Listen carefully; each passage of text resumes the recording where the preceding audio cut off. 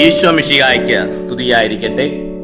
Lumen Cristo 101 ദിവസം കൊണ്ട് Bible പുതിയ നിയമം വായിച്ചു തീർക്കുന്ന വചന പദ്ധതിയിലേക്ക് ഏവർക്കും സ്വാഗതം. ഇന്ന് ദിവസം 82. 2 കൊരിന്ത്യർ 6 മുതൽ 8 വരെ അധ്യായങ്ങളാണ് നാം ഇന്ന് വായിക്കുന്നത്. പൗലോസ് അപ്പോസ്തലൻ വിശ്വാസികൾ പാലിക്കേണ്ട വിശുദ്ധിയെക്കുറിച്ചും ക്രിസ്തീയ ശുശ്രൂഷയിലെ ഉദാരതയെക്കുറിച്ചും വ്യക്തമാക്കുന്നു. നിങ്ങൾ സ്വീകരിച്ചിരിക്കുന്ന ദൈവകൃപ വ്യർത്ഥമാക്കരുതെന്ന് സഹപ്രവർത്തകരെന്ന നിലയിൽ ഞങ്ങൾ നിങ്ങളോട് അപേക്ഷിക്കുന്നു. അവിടുന്ന് അരുളി ചെയ്യുന്നു, സ്വീകാര്യമായ സമയത്ത് ഞാൻ നിന്റെ പ്രാർത്ഥന കേട്ടു, രക്ഷയുടെ ദിവസത്തിൽ ഞാൻ നിന്നെ സഹായിക്കുകയും ചെയ്തു. ഇതാ ഇപ്പോൾ സ്വീകാര്യമായ സമയം, ഇതാ ഇപ്പോൾ രക്ഷയുടെ ദിവസം. ഞങ്ങളുടെ ശുശ്രൂഷയിൽ ആരും കുറ്റം കാണാതിരിക്കേണ്ടതിന് ഞങ്ങൾ ആർക്കും ഒന്നിനും പ്രതിബന്ധമുണ്ടാക്കുന്നില്ല. മറിച്ച് എല്ലാവിധത്തിലും ദൈവത്തിന്റെ ശുശ്രൂഷകരാണെന്ന് ഞങ്ങൾ കാണിക്കുന്നു. വലിയ സഹനശീലനത്തിൽ, പീഡകളിൽ, ഞെരുക്കങ്ങളിൽ, വൈഷമ്യങ്ങളിൽ, മർദ്ദനങ്ങളിൽ, തടവിൽ, ലഹളകളിൽ, അധ്വാനങ്ങളിൽ, ജാഗരണത്തിൽ, വിശപ്പിൽ, ശുദ്ധതയിൽ, ജ്ഞാനത്തിൽ, ദീർഘക്ഷമയിൽ, ദയയിൽ, പരിശുദ്ധാത്മാവിനാൽ, നിഷ്കളങ്ക സ്നേഹത്തിൽ, സത്യസന്ധമായ വാക്കിൽ, ദൈവത്തിന്റെ ശക്തിയിൽ, വലത്തുകൈയിലും ഇടത്തുകൈയിലുള്ള നീതിമൽക്കരണത്തിന്റെ ആയുധത്തിൽ, മഹത്വത്തിലും അപമാനത്തിലും സൽകീർത്തിയിലും ദുഷ്കീർത്തിയിലും വഞ്ചകരെന്ന് കരുതപ്പെടുന്നെങ്കിലും ഞങ്ങൾ സത്യസന്ധരാണ്. അറിയപ്പെടാത്തവരെ പോലെയാണെങ്കിലും ഞങ്ങൾ അറിയപ്പെടുന്നവരാണ്. മരിക്കുന്നവരെ പോലെയാണെങ്കിലും ഇതാ ഞങ്ങൾ ജീവിക്കുന്നു. ശിക്ഷിക്കപ്പെട്ടവരെ പോലെയാണെങ്കിലും വധിക്കപ്പെടുന്നില്ല. ദുഃഖിതരെ പോലെയാണെങ്കിലും ഞങ്ങൾ സദാ സന്തോഷിക്കുന്നു. ദരിദ്രരെ പോലെയാണെങ്കിലും അനേകരെ സമ്പന്നരാക്കുന്നു. ഒന്നുമില്ലാത്തവരെ പോലെയാണെങ്കിലും എല്ലാം ഉള്ളവരാണ്. കൊരിന്ത്യക്കാരെ, ഞങ്ങൾ നിങ്ങളോട് ഏറെ തുറന്ന് സംസാരിക്കുന്നു. ഞങ്ങളുടെ ഹൃദയം തുറന്നിരിക്കുന്നു. ഞങ്ങൾ മുഖാന്തരമല്ല നിങ്ങൾ ഞെരുങ്ങുന്നത്, നിങ്ങൾ നിങ്ങളുടെ ഉള്ളിൽ തന്നെയാണ് ഞെരുങ്ങുന്നത്. പകരം മക്കളോടെന്ന പോലെ ഞാൻ പറയുന്നു, നിങ്ങളും ഞങ്ങളോട് തുറന്ന് പെരുമാറുവിൻ. ദൈവത്തിന്റെ ആലയം. നിങ്ങൾ അവിശ്വാസികളുമായി കൂട്ടുചേരരുത്. നീതിയും അതിക്രമവും തമ്മിൽ എന്ത് പങ്കാളിത്തമാണുള്ളത്? പ്രകാശത്തിന് അന്ധകാരവുമായി എന്ത് കൂട്ടുകെട്ടാണുള്ളത്? ക്രിസ്തുവിന് ബലിയാലുമായി എന്ത് യോജിപ്പാണുള്ളത്? വിശ്വാസിക്ക് അവിശ്വാസിയുമായി എന്ത് ഓഹരിയാണുള്ളത്? ദൈവത്തിന്റെ ആലയത്തിന് വിഗ്രഹങ്ങളുമായി എന്ത് പൊരുത്തമാണുള്ളത്? ജീവിക്കുന്ന ദൈവത്തിന്റെ ആലയമാണ് നമ്മൾ. എന്തെന്നാൽ ദൈവം അരുളി ചെയ്തിരിക്കുന്നു, ഞാൻ അവരിൽ വസിക്കുകയും അവരുടെ ഇടയിൽ വ്യാപരിക്കുകയും ചെയ്യും. ഞാൻ അവരുടെ ദൈവമായിരിക്കും, അവർ എന്റെ ജനവുമായിരിക്കും. ആകയാൽ നിങ്ങൾ അവരുടെ മധ്യത്തിൽ നിന്ന് ഇറങ്ങി വരികയും വേർപിരിയുകയും ചെയ്യുവിൻ എന്ന് കർത്താവ് അരുളി ചെയ്യുന്നു. അശുദ്ധമായതൊന്നും നിങ്ങൾ തുടരുത്, അപ്പോൾ ഞാൻ നിങ്ങളെ സ്വീകരിക്കും. ഞാൻ നിങ്ങൾക്ക് പിതാവും നിങ്ങൾ എനിക്ക് പുത്രന്മാരും പുത്രികളും ആയിരിക്കുമെന്ന് സർവശക്തനായ കർത്താവ് അരുളി ചെയ്യുന്നു. 2 കൊരിന്ത്യർ അധ്യായം 7. പ്രിയപ്പെട്ടവരെ, ഈ വാഗ്ദാനങ്ങൾ നമുക്കുള്ളതിനാൽ ശരീരത്തിന്റെയും ആത്മാവിന്റെയും എല്ലാ അശുദ്ധിയിലും നിന്ന് നമ്മെ തന്നെ ശുദ്ധീകരിക്കുകയും ദൈവഭയത്തിൽ വിശുദ്ധി പരിപൂർണമാക്കുകയും ചെയ്യാം. പശ്ചാത്താപത്താൽ സന്തോഷത്തം. നിങ്ങളുടെ ഹൃദയത്തിൽ ഞങ്ങൾക്ക് ഇടമുണ്ടായിരിക്കട്ടെ. ഞങ്ങൾ ആരെയും ദ്രോഹിച്ചിട്ടില്ല, ആരെയും ദുഷിച്ചിട്ടില്ല, ആരെയും ചൂഷണം ചെയ്തിട്ടില്ല. നിങ്ങളെ കുറ്റപ്പെടുത്താനല്ല ഞാൻ ഇത് പറയുന്നത്, ഒന്നിച്ചു മരിക്കാനും ജീവിക്കാനും വേണ്ടി. നിങ്ങൾ ഞങ്ങളുടെ ഹൃദയത്തിലുണ്ടെന്ന് ഞാൻ നേരത്തെ പറഞ്ഞല്ലോ. എനിക്ക് നിങ്ങളിൽ ഉത്തമ വിശ്വാസമുണ്ട്, നിങ്ങളെക്കുറിച്ച് വലിയ അഭിമാനവുമുണ്ട്. ഞാൻ ആശ്വാസഭരിതനായിരിക്കുന്നു. ഞങ്ങളുടെ ക്ലേശങ്ങളിലെല്ലാം ഞാൻ ആനന്ദപൂരിതനാണ്. ഞങ്ങൾ മക്കെദോന്യയിൽ ചെന്നപ്പോൾ പോലും ഞങ്ങളുടെ ശരീരത്തിന് ഒരു വിശ്രമവുമില്ലായിരുന്നു. എന്നു മാത്രമല്ല, ക്ലേശങ്ങൾ സർവദാ ഞങ്ങളെ അലട്ടിക്കൊണ്ടുമിരുന്നു. പുറമേ കലഹങ്ങൾ, അകമേ ഭയം. എന്നാൽ ആശയറ്റവരെ സമാശ്വസിപ്പിക്കുന്ന ദൈവം തീത്തോസിന്റെ ആഗമനം വഴി ഞങ്ങൾക്ക് ആശ്വാസം നൽകി. ആഗമനത്താൽ മാത്രമല്ല, നിങ്ങളെ പ്രതി അവനുണ്ടായിരുന്ന ആശ്വാസം മൂലവും നിങ്ങൾക്ക് എന്നോടുള്ള താല്പര്യത്തെയും നിങ്ങളുടെ വിലാപത്തെയും തീഷ്ണതയും കുറിച്ച് അവൻ പറഞ്ഞപ്പോൾ ഞാൻ അത്യധികം സന്തോഷിച്ചു.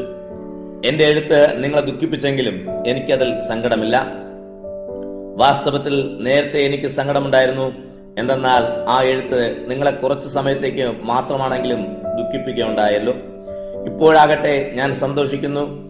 നിങ്ങളെ ദുഃഖിപ്പിച്ചതുകൊണ്ടല്ല, മറിച്ച് നിങ്ങളുടെ ദുഃഖം മാനസാന്തരത്തിലേക്ക് നയിച്ചതുകൊണ്ട്. നിങ്ങളുടെ ദുഃഖം ദൈവഹിത പ്രകാരമായിരുന്നുകൊണ്ട് ഞങ്ങൾ വഴി നിങ്ങൾ ഒരു നഷ്ടവും സഹിച്ചിട്ടില്ല. ദൈവഹിത പ്രകാരമുള്ള ദുഃഖം രക്ഷാകരമായ മാനസാന്തരം ജനിപ്പിക്കുന്നു. അതിൽ ഖേദത്തിന് അവകാശമില്ല. എന്നാൽ ലൗകികമായ ദുഃഖം മരണത്തിലേക്ക് നയിക്കുന്നു. ദൈവികമായ ഈ ദുഃഖം എത്രയധികം ഉത്സാഹവും പ്രതിവാദവും ധാർമ്മിക രോഷവും ഭയവും ആകാംക്ഷയും തീഷ്ണതയും നീതിവാഞ്ചയുമാണ് നിങ്ങളെല്ലാം ഉളവാക്കിയിരിക്കുന്നത് എന്ന് മനസ്സിലാക്കുവിൻ. നിങ്ങളെ നിർദോഷരാണെന്ന് എല്ലാ പ്രകാരത്തിലും തെളിയിച്ചിരിക്കുന്നു. ഞാൻ നിങ്ങൾക്ക് എഴുതിയെങ്കിൽ അത് അപരാധം ചെയ്തവനെ പ്രതിയോ അപരാധത്തിന് ഇരയാവനെ പ്രതിയോ അല്ല. പ്രത്യുത ഞങ്ങളോട് നിങ്ങൾക്കുള്ള താല്പര്യം ദൈവസന്നിധിയിൽ വെളിപ്പെടേണ്ടതിനാണ്. തന്മൂലം ഞങ്ങൾക്ക് ആശ്വാസമായി. അതിനു പുറമെ തീത്തോസിന്റെ മനസ്സിന് നിങ്ങളെല്ലാവരും വിശ്രമമേകിയതിനാൽ അവനുണ്ടായ സന്തോഷമോർത്തും ഞങ്ങൾ അത്യധികം സന്തോഷിച്ചു. അവന്റെ മുമ്പിൽ നിങ്ങളെ പ്രശംസിച്ചതിൽ എനിക്ക് ലജ്ജിക്കേണ്ടി വന്നില്ല. ഞങ്ങൾ നിങ്ങളോട് പറഞ്ഞതെല്ലാം സത്യമായിരിക്കുന്ന പോലെ തീത്തോസിനോട് ഞങ്ങൾ പുകഴ്ത്തി പറഞ്ഞതും സത്യമാണെന്ന് തെളിഞ്ഞിരിക്കുന്നു. നിങ്ങളെല്ലാവരുടെയും അനുസരണത്തെക്കുറിച്ചും ഭയത്തോടും വിറയലോടും കൂടെ നിങ്ങൾ അവനെ സ്വീകരിച്ചതിനെക്കുറിച്ചും ഓർക്കുമ്പോൾ അവൻ വികാരതള്ളതനായിരിക്കുന്നു. എല്ലാ കാര്യങ്ങളിലും എനിക്ക് നിങ്ങളിൽ ദൃഢവിശ്വാസമുള്ളതിനാൽ ഞാൻ സന്തോഷിക്കുന്നു. 2 കൊരിന്ത്യർ അധ്യായം 8. ഉദാരമായ ദാനം. സഹോദരരെ, മക്കദോനിയയിലെ സഭകളിൽ വർഷിക്കപ്പെട്ട ദൈവകൃപയെക്കുറിച്ച് നിങ്ങൾ അറിയണമെന്ന് ഞങ്ങൾ ആഗ്രഹിക്കുന്നു. എന്തെന്നാൽ ക്ലേശങ്ങളുടെ തീവ്രമായ പരീക്ഷയിൽ അവരുടെ സന്തോഷാധിക്യവും കൊടിയ ദാരിദ്ര്യവും ഉദാരതയുടെ സാമ്പത്തികമായി കവിഞ്ഞൊഴുകി. അവർ തങ്ങളുടെ കഴിവിനനുസരിച്ചും അതിൽ കവിഞ്ഞും തുറന്ന മനസ്സോടെ ദാനം ചെയ്തെന്ന് ഞാൻ സാക്ഷ്യപ്പെടുത്തുന്നു. വിശുദ്ധരുടെ ശുശ്രൂഷയ്ക്കുള്ള കൂട്ടായ്മയുടെ കൃപയ്ക്കായി അവർ ഞങ്ങളോട് തീവ്രമായി അപേക്ഷിച്ചു. ഇത് ഞങ്ങൾ പ്രതീക്ഷിച്ച പോലെയായിരുന്നില്ല. പ്രത്യുത ആദ്യമേ അവർ തങ്ങളെ തന്നെ കർത്താവിനും ദൈവഹിതമനുസരിച്ച് ഞങ്ങൾക്കും സമർപ്പിച്ചു. അതനുസരിച്ച് തീത്തോസ് നിങ്ങളുടെ ഇടയിൽ ആരംഭിച്ചിട്ടുള്ള കാരുണ്യപ്രവർത്തനങ്ങൾ പൂർത്തിയാക്കാൻ ഞങ്ങൾ അവനോട് അഭ്യർത്ഥിച്ചു. നിങ്ങളെല്ലാ കാര്യങ്ങളിലും വിശ്വാസത്തിലും വചനത്തിലും വിജ്ഞാനത്തിലും തികഞ്ഞ ഉത്സാഹത്തിലും ഞങ്ങളോടുള്ള സ്നേഹത്തിലും മികച്ചു നിൽക്കുന്ന പോലെ ഈ കാരുണ്യപ്രവർത്തനങ്ങളിലും മികച്ചു നിൽക്കുവിൻ. ഞാൻ നിങ്ങളോട് കൽപ്പിക്കുകയില്ല. മറ്റുള്ളവരുടെ ഉത്സാഹത്തോട് തുലനം ചെയ്ത നിങ്ങളുടെ സ്നേഹത്തിന്റെ സത്യാവസ്ഥ പരിശോധിക്കുകയാണ്. നമ്മുടെ കർത്താവായ യേശുക്രിസ്തുവിന്റെ കൃപ നിങ്ങൾക്കറിയാമല്ലോ. അവൻ സമ്പന്നനായിരുന്നിട്ടും നിങ്ങളെ പ്രതി ദരിദ്രനായി. തന്റെ ദാരിദ്ര്യത്താൽ നിങ്ങൾ സമ്പന്നരാകാൻ വേണ്ടി തന്നെ. ഇക്കാര്യത്തിൽ എന്റെ അഭിപ്രായം ഇതാണ്: 1 വർഷം മുമ്പേ നിങ്ങൾ പ്രവർത്തിക്കാനും അഭിലഷിക്കാനും തുടങ്ങിയ ഈ കാര്യം ഇപ്പോൾ പൂർത്തിയാക്കുന്നത് ഉത്തമമായിരിക്കും. നിങ്ങൾ ആഗ്രഹത്താൽ പ്രകടിപ്പിച്ച സന്നദ്ധത നിങ്ങളുടെ കഴിവിനനുസരിച്ച് പ്രവൃത്തിയിലും പ്രകടിപ്പിക്കുവിൻ. താല്പര്യത്തോടാണ് നൽകുന്നതെങ്കിൽ ഒരുവന്റെ കഴിവില്ലായ്മ കഴിവിനനുസരിച്ചുള്ള ദാനം സ്വീകാര്യമാകും. മറ്റുള്ളവർക്ക് ആശ്വാസവും നിങ്ങൾക്ക് കഷ്ടപ്പാടും എന്നല്ല, സമത്വമുണ്ടാകണം. അവരുടെ സമൃദ്ധി നിങ്ങളുടെ കുറവിനും നിങ്ങളുടെ ഇപ്പോഴത്തെ സമൃദ്ധി അവരുടെ കുറവിനും ഉതകണം. അപ്രകാരം സമത്വമുണ്ടാകട്ടെ.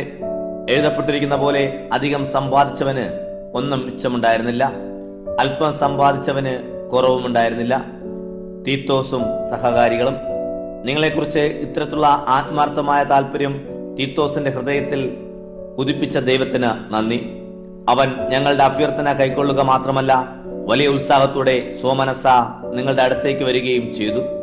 സുവിശേഷ പ്രഘോഷണത്തിന് എല്ലാ സഭകളിലും പ്രസിദ്ധി നേടിയ ഒരു സഹോദരനെയും അവനോട് കൂടെ ഞങ്ങൾ അയച്ചിട്ടുണ്ട്. മാത്രമല്ല, കർത്താവിന്റെ മഹത്വവും ഞങ്ങളുടെ സന്മനസ്സും വെളിപ്പെടേണ്ടതിന് ഞങ്ങൾ നിർവഹിക്കുന്ന ഈ കാരുണ്യ പ്രവർത്തനങ്ങളിൽ ഞങ്ങളുടെ സഹകാരിയായി സഭകളാൽ നിയോഗിക്കപ്പെട്ടവനാണ് ഈ സഹോദരൻ. ഉദാരമായ ഈ ദാനം കൈകാര്യം ചെയ്യുന്നതിൽ ആരും ഞങ്ങളെ കുറ്റപ്പെടുത്താതിരിക്കാൻ ഞങ്ങൾ ശ്രദ്ധിക്കുന്നുണ്ട്. കർത്താവിന്റെ മുമ്പാകെ മാത്രമല്ല, മനുഷ്യരുടെ മുമ്പാകെയും നല്ലതേ ഞങ്ങൾ ലക്ഷ്യമാക്കുന്നുള്ളൂ. പല കാര്യങ്ങളിലും ഉത്സാഹിയാണെന്ന് ഞങ്ങൾ പലതവണ പരീക്ഷിച്ചറിഞ്ഞ ഞങ്ങളുടെ ഒരു സഹോദരനെ കൂടി അവരോടൊത്ത് ഞങ്ങൾ അയച്ചിട്ടുണ്ട്. നിങ്ങളിലുള്ള ഉത്തമ വിശ്വാസ നിമിത്തം ഇപ്പോൾ അവൻ പൂർവോപരി ഉത്സാഹിയാണ്. തീത്തോസിനെ പറ്റി പറഞ്ഞാൽ എന്റെ പങ്കുകാരനും നിങ്ങളുടെ ഇടയിൽ ഏറ്റവും സഹപ്രവർത്തകനുമാണ് അവൻ. ഞങ്ങളുടെ സഹോദരന്മാരാകട്ടെ സഭകളുടെ അപ്പോസ്തലന്മാരും ക്രിസ്തുവിന്റെ മഹത്വവുമാണ്. ആകയാൽ നിങ്ങളോടുള്ള സ്നേഹത്തിന്റെയും നിങ്ങളെക്കുറിച്ചുള്ള ഞങ്ങളുടെ പ്രത്യാശയുടെയും തെളിവ് സഭകളുടെ മുൻപാകെ ഇവർക്ക് കാണിച്ചു കൊടുക്കുവിൻ. ഇന്നത്തെ വായന ഇവിടെ അവസാനിക്കുമ്പോൾ ദൈവവുമായുള്ള ആഴമായ ബന്ധം, വിശുദ്ധിയിലൂടെയും സഹോദരങ്ങളോടുള്ള സ്നേഹം ഉദാരമായ ദാനത്തിലൂടെയുമാണ്. ക്രിസ്തുവിന്റെ മാതൃക പിന്തുടർന്ന് സന്തോഷത്തോടെ നൽകുന്നവരാകാൻ നാം വിളിക്കപ്പെട്ടിരിക്കുന്നു. ദൈവത്തിന് മഹത്വം.